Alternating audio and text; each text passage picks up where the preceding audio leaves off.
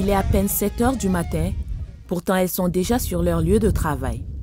Après une longue marche sur 6 km, les femmes du village de Mara sont sur le site de la ceinture verte, à 15 km, à la sortie nord de N'Djamena. Arrosoir et seau en main, elles commencent leur tâche. Magram Talba fait partie de la vingtaine de femmes qui travaillent ici 8 heures par jour, et c'est dans ce marigot qu'elles puisent l'eau qui leur permet de maintenir en vie les plantes.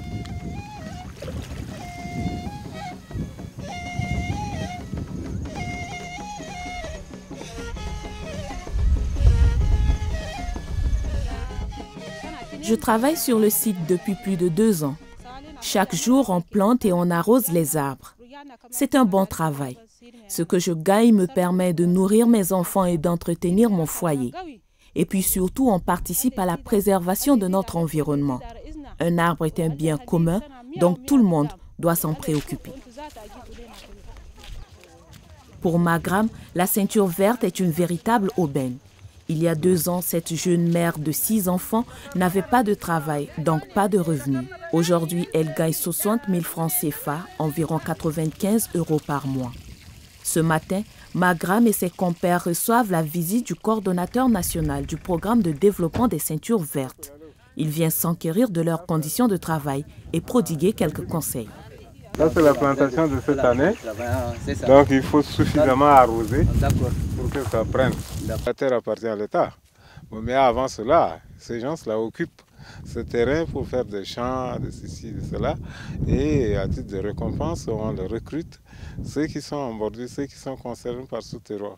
Le but de la ceinture verte, ou son objectif principal, c'est de créer un boisement autour de la ville, en empêchant le vent violent d'enlever la toiture, en créant aussi un lieu de récréation pour la population citadine. Nous créons aussi en quelque sorte une pharmacie traditionnelle autour de la ville. Parce que les gens peuvent venir prendre encore des semis ici ou des feuilles et pour se faire soigner. Des manguiers, des acacias, des jujubiers, les espèces plantées sont nombreuses et diverses. Initié par le président de la République Idriss Déby Itno en 2008, le projet de la ceinture verte s'étend sur 40 km de long et 200 mètres de large, avec environ 800 hectares d'arbres à planter autour de la capitale.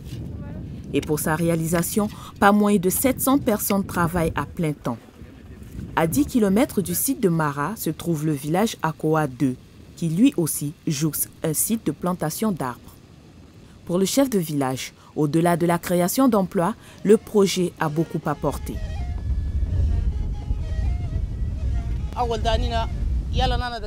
Avant, nos enfants n'avaient aucune instruction.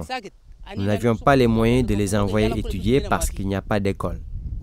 Aujourd'hui, avec la ceinture verte, nous avons une école communautaire avec 3 classes, le CP1, le CP2 et le CE1. Par ailleurs, la ceinture verte a réintroduit certaines espèces d'arbres qui avaient disparu de notre village. C'est le cas de l'acacia, du jujubier ou encore de la gomme arabique.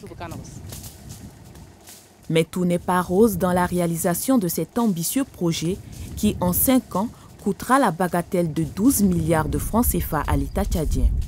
Le professeur Yombatna Beni fait partie de ces scientifiques qui suivent de près l'évolution du projet et il relève quelques insuffisances.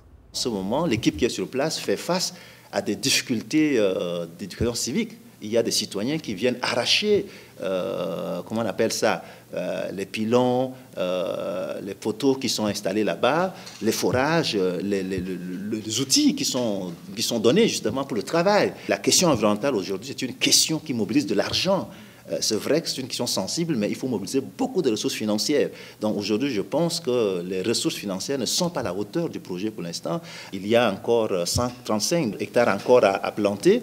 Et donc, il faut mobiliser beaucoup de moyens financiers. Le projet des ceintures vertes souffre également de son instrumentalisation par les institutions publiques et privées. Beaucoup d'entre elles ont des parcelles sur les sites et ont même mis en terre des plants qu'elles n'entretiennent que lors de la Semaine nationale de l'arbre. L'année prochaine, la phase de plantation des arbres s'achèvera. Il faudra alors penser à la pérennité de la ceinture verte et à son expansion aux autres villes du Tchad.